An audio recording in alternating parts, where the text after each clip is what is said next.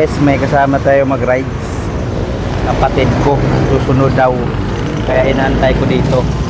Ang problema, 2 oras na ako nag-aantay, wala pa rin. Hindi punggol budol Israeliana to ah.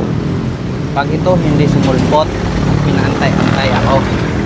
Butas ang gulong nito, makikita kami.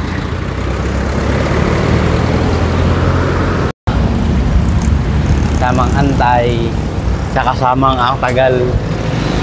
8 oras na ako nag-antay dito.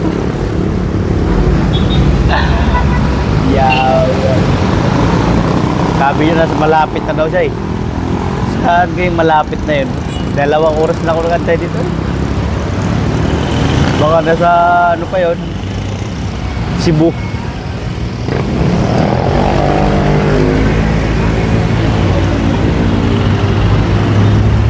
Ito ako nag-antay sa 7-Eleven, wala pa rin.